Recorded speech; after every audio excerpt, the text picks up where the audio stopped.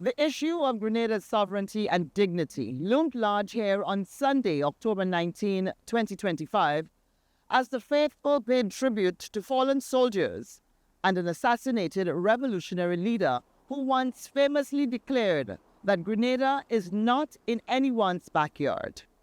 They like to talk a lot about backyard and front yard and lake.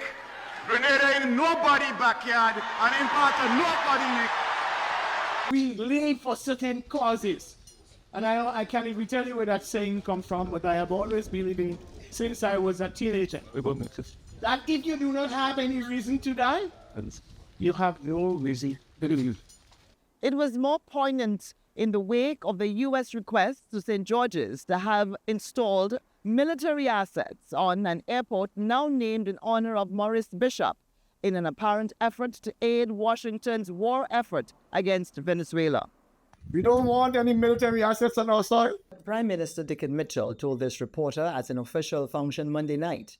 He will speak on the issue before the end of the week. I will address the nation at the relevant time before the end of the week on the matter. Before the end of the week? Yeah. All right. Okay. Invoking the spirit of Bishop and the other Grenadian matters on Sunday, it was clear where the sentiment lay. Outspoken on the issue is Catholic priest Father Gerard Paul. So old people say, when your neighbor house is on fire, you wet yours. The way to wet Grenada house is to say no. And no is no. End of talk. Independent MP Peter David said the very dignity of Grenada is at stake.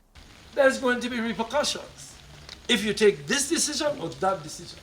That is why we must take the decision where we stand with our dignity. We must come out of this with our heads high. Dr. Terence Marasho of the Matters Foundation said the issues on the table are not only about Washington's assets request, but also reports that the Trump administration was also seeking to pressure Grenada to accept deportees from third countries it is seeking to expel. On the table, based on various reports, is the offer, among other things, to build a new prison for Grenada. We say no to refugees coming into our country who are non-Grenadians. We don't want people that we don't know anything about. We're struggling, as we said, with our own housing problems. And we are not accepting refugees just because the empire says so. Skilled or unskilled. If we decide we want refugees, we will say we want refugees, but nobody is imposing refugees on Grenada. We're not accepting them like that. Legal Affairs Minister Claudette Joseph confirmed the United States had raised the deportee issue again, but referred to the government's earlier position on the matter. We did receive earlier in the year, I think sometime in January, a request to house third party or third country refugees or nationals, third country nationals. And we did indicate then to the United States that we will be willing to accept Grenadians who they wish to deport out of the United States, but not third country nationals. The request has since been renewed, and we have not responded because we have not officially changed our position. But they have again made the request as far as I know, but we have not given an answer. Do we have to give an answer?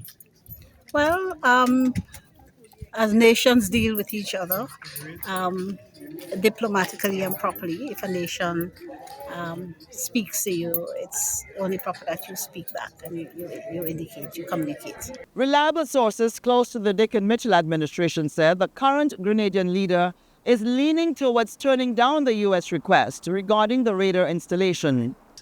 The Grenada Coalition for a Zone of Peace has called a public march for Thursday, October 23, which starts right here from 4 p.m. and goes westward along that route into the city center. The coalition has also announced the organization of 2 candlelight vigils at Points Lanes and Pearls on Saturday, October 25, 2025. From outside government headquarters, Tantine St. George's, I am Callistra Farrier for Primetime Caribbean, Carib Update News Service.